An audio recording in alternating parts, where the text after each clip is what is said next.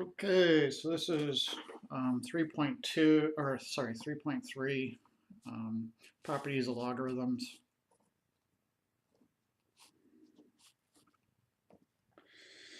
And there's three basic ones. The first one is the product rule. And don't abuse these rules, right? So we, with theorems and things like that, it's like you have to use the theorems to simplify, and sometimes you wish you could simplify something, and if only you had the appropriate theorem. So it's tempting to do what? Well, it's attempting to simplify in a way that's not appropriate and to misinterpret the laws. No, you have to go with the laws unless you could prove that your simplification process actually works. And then in that case, you'd have another law. The only laws or rules we have are these following three, and you have to follow them to the letter. Okay, so first is the product rule. We want our variables b, m, and n to be positive real numbers. Okay, so we'll write that like this. So this weird r, and then the exponent plus means positive reals. Okay, and of course, as usual, we have the restrictions on the b value. You know, b greater than 0 just means it's in the positive reals, but then also we don't allow b to be 1. Okay, so assuming all that's true, you can rewrite log base b of this product, m times n, as the sum of two different logs. So log base b of m plus log base b of n. Okay. The restrictions for m and n then become clear because we can't put anything negative inside of a log. So we need m and n to both be positive. Okay. Okay, so let's look at an example from the book. This is number 6. And in particular, we have log of 10,000 x, and we want to break this up into pieces. Okay, so inside the log, there's a product of 10,000 and x, so we can rewrite this as a log of 10,000 plus the log of x. Okay, you may be tempted to stop there, but we can, of course, use our knowledge of logs to reduce this. So this is our common log with base 10. And so in the back of our minds, we're saying to ourselves, 10 to what power equals 10,000. And of course, because 10,000 is actually 10 to the 4th, our logarithm will evaluate to 4. Okay? So this guy right here is going to end up being log of 10 to the 4th plus log x. And of course, if you wanted to, you could just skip to 4 plus log x. Okay, so that's our first rule. And you can go in either direction. Okay, so if you have a sum of two logs, you can condense these into the log of the product of the parts. Okay. Okay. So our next rule is quotient rule.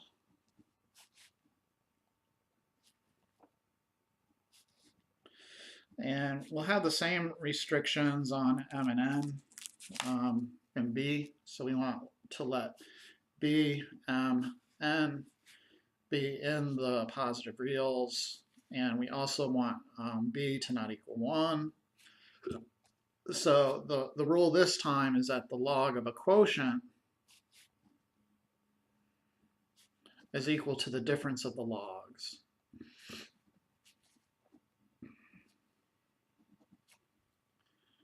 Okay.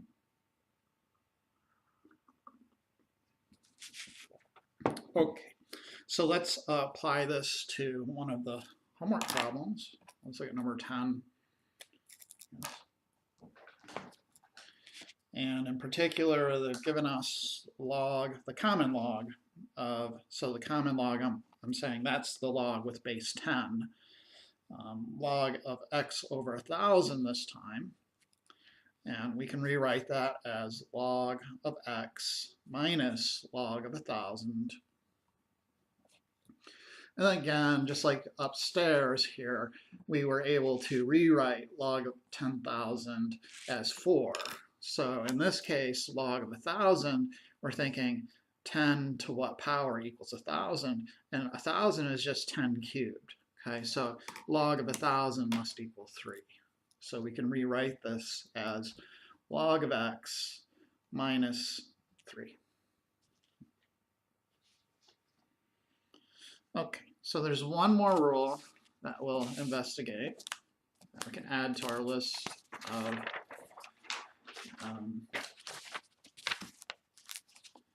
properties, and this is the power rule. This is the last one.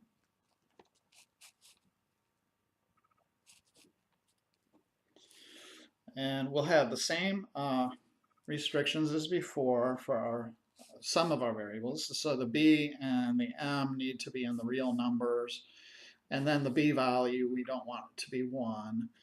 And then there's this extra variable p, which it can be any real this time. So p can be negative, positive, it doesn't matter. Okay, so the power rule says if you have the log base b of something raised to the power p, you can take that power and put it in front of the log. And really it's just a multiple application of the product rule. Okay, so I'm sure if you read in the book, they'll show you why that's true. Well, I hope they do. I don't know if they do. Anyways, let's take a look at an exercise here associated with this problem. Number 20, the natural log of the 7th root of x. Okay. So in this case, you don't really see an exponent, but you want to get hopefully into the habit of thinking of roots as fractional exponents. So we can rewrite the 7th root as an exponent of 1/7. Okay. And then finally, you just take the 1/7 and you put it in front of the natural log. Okay. One weird thing that I see in later classes, like calculus, if you have the natural log of x squared, if you consider the domain of the natural log of x squared, it's all real numbers except 0. Okay, so we could write that negative infinity to 0, and then union it with 0 to infinity. You could put all those numbers in there. These numbers will be okay. I mean, they're negatives, but when you put it into the x squared, they become positive, and you take the natural log of a positive. So when you simplify this and you bring the 2 out in front,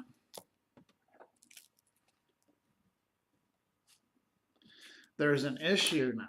This guy over here does not have the same domain as this guy over here. Actually, the domain of this guy is just going to be this right-hand set of numbers. So sometimes when you see this simplification, and I don't think they do it in our book, but in calculus classes a lot they will, they include the absolute values just so the domain is consistent between here and here.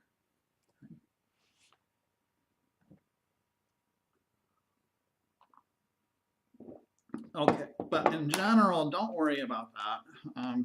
I mean, you will, if you keep taking math, it'll become an issue, but for now, don't worry too much about it. I just want to make sure that I'm covering all my bases. So if you see that in the future, it won't blow your mind. Okay, so section 4, expanding logarithms. We want to take logs apart. We want to also be able to put logs together. So first expanding, and you know, you want to get rid of the fractions and the exponents and the quotients and rewrite it in terms of a bunch of logs. Okay. So number 22, let's take a look at that. I have log base b of xy cubed. So first off, we want to rewrite it as a product. We can't really take this exponent out because the exponent isn't applied to the entire inner part of the log. So what we're going to do instead is rewrite it first using our product rule. So log base b of x plus log base b of y cubed. Okay. Secondly, then we're going to use the power rule to bring the 3 down in front of the log. So you end up with log base b of x plus 3 log base b of y.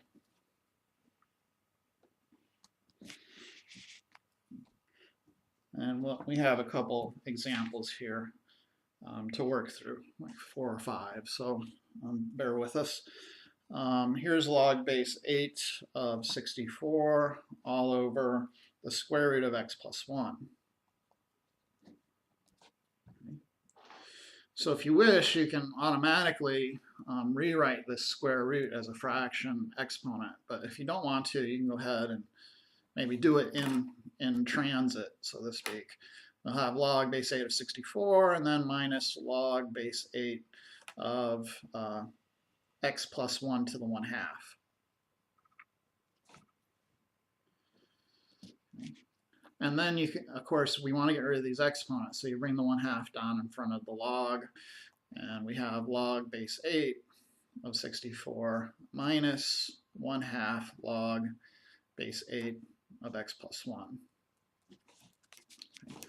When we go to do these in reverse order, then it's going to be kind of, you have to get this back inside before you can reverse to the to using the opposite direction of the quotient rule.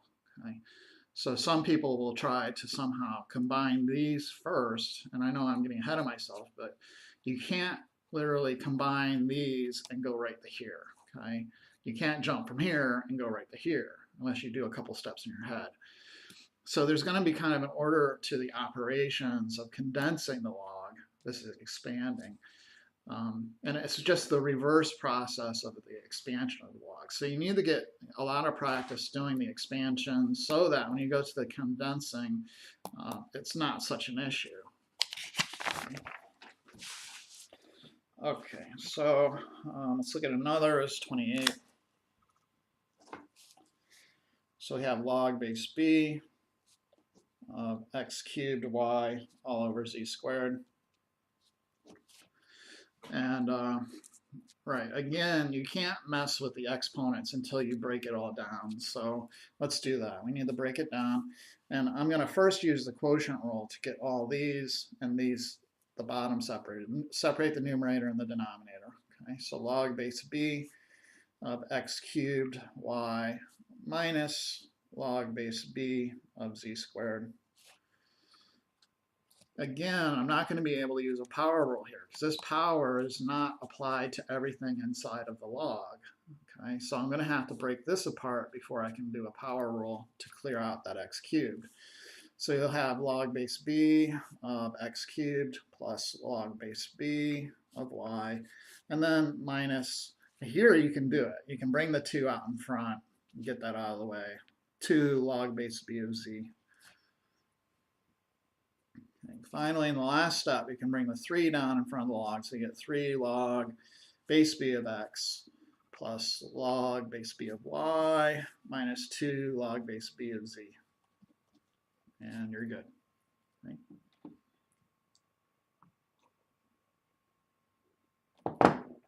Oh, let's look at some harder ones now. So 34, we have log base b of the cube root of x times y to the 4th all over z to the 5th. Okay.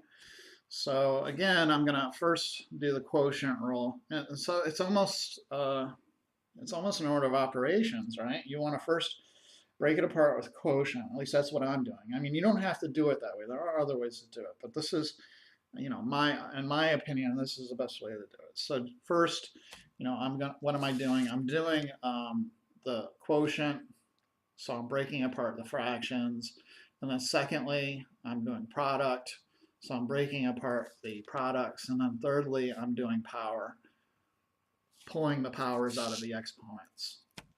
Okay, so for expansion, that's kind of what I want to do. And then in condensing, we're going to go sort of in the reverse order. Okay, so let's try log base b of the cube root of x. Let's rewrite that as x to the 1/3, and then y to the 4th, minus log base b of z to the 5th. Okay. And that equals, now I'm going to do a product rule on this part. So log base b of x to the 1/3 plus log base b of y to the 4th. And then, of course, minus this guy. Let's go ahead and bring the 5 out in front. So 5 log base b of z. And then last but not least, we can bring these exponents down in front of these logs, and we'll be done. 1/4 log base b of x plus 4 log base b of y minus 5 log base b of z. Okay, let's try one more. It says 38. A whole bunch of examples today. Ln of this monster. So we have x to the 4th square root x squared plus 3 all over x plus 3 to the 5th. Okay. We'll break this apart into the ln of x to the 4th times the square root of x squared plus 3, and then minus ln of x plus 3 to the 5th.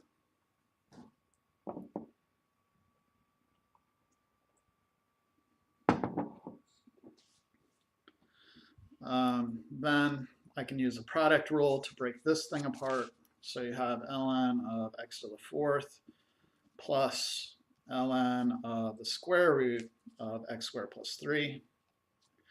And then minus, I can, this guy, I bring the 5 down. So minus 5 ln of x plus 3.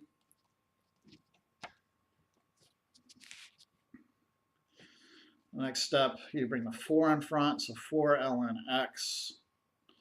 This guy's exponent is 1/2. So if you'd rather, you could have immediately kind of just used parentheses and wrote it like that. And now in this step, I'm bringing the 1/2 down. And then finally, minus 5 ln of x plus 3.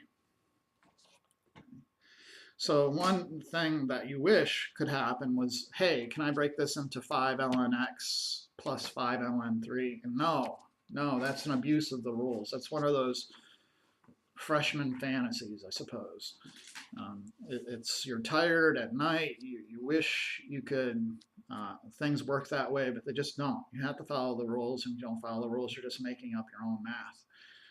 You can make up your own math, that's fine, but you have to prove that it works. And if you can't prove it works, you can't really use it.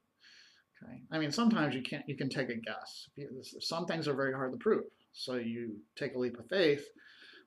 This stuff, though, is pretty orderly. It's pretty beaten down. I mean, it's been around for hundreds and hundreds of years. We've been teaching it in the schools for quite a long time. There's nothing new to be found under the sun, so to speak.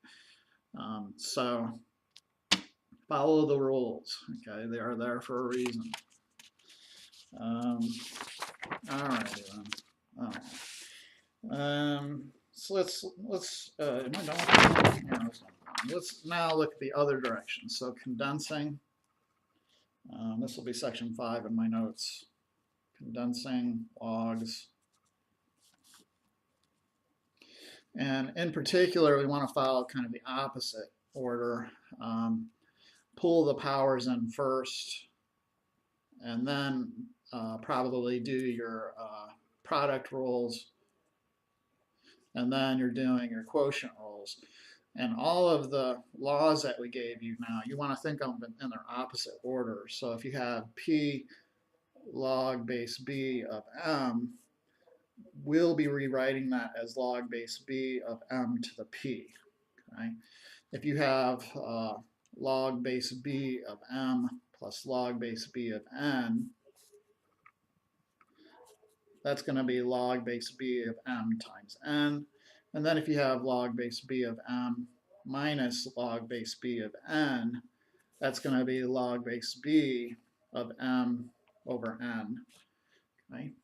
Okay, so it's the reverse of what you've been doing. So if you practice enough, you should be able to kind of have an intuitive feel of how these things will go in reverse. It just means you have to do your homework. Okay. So let's try some of these. And what we're trying to do ultimately is to rewrite it as one single logarithm with no coefficient. So let's take a look. ln of x plus ln3. So we're already kind of, and I want to do the quotient secondly. No, it was yeah, I'm right. Okay, I'm not going to overthink this. Okay, so the ln of x plus the ln of 3 is ln of x times 3. And of course, we like to write the constant in front, so ln of 3x. Okay. And it's not a bad idea to include parentheses to let your reader know where the natural log ends. Okay, let's look at another one.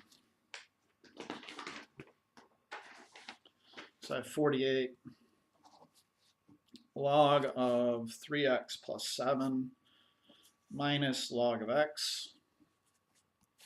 Okay. And in this case, it's quotient, right? So there's not much to do here except just rewrite it as a fraction. Log of 3x plus 7 all over x.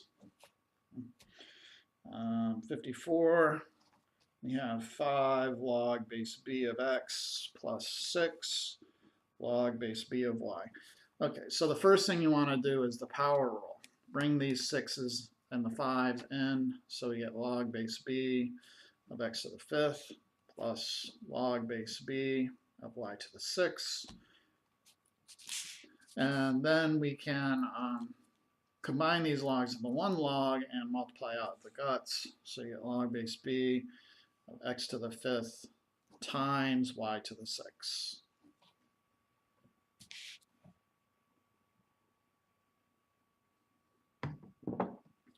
Okay, let's look at 58. We get 2 ln x minus 1/2 ln y. Again, you want to do the powers first. So you have log x squared minus ln y to the 1/2 is the same as the square root of y. And then do a quotient rule. Okay, so this is not a product rule, it's a quotient rule because of the minus. And we'll have log of x squared. The first one goes in the numerator, and then all over square root of y.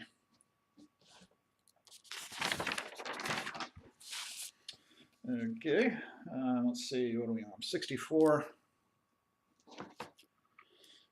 We have 1/3 times log base 4 of x minus log base 4 of y. Okay. So we want to get rid of the power first, and it's not, maybe if it's not clear, we're going to have to distribute this 1/3 in through.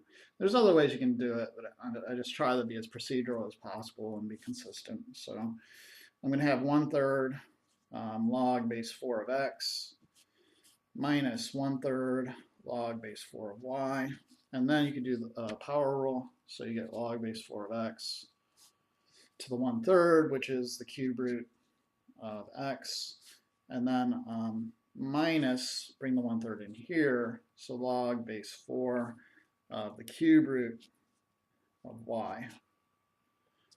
And then we can combine these two using the quotient rule, so log base 4 of the cube root of x all over the cube root of y.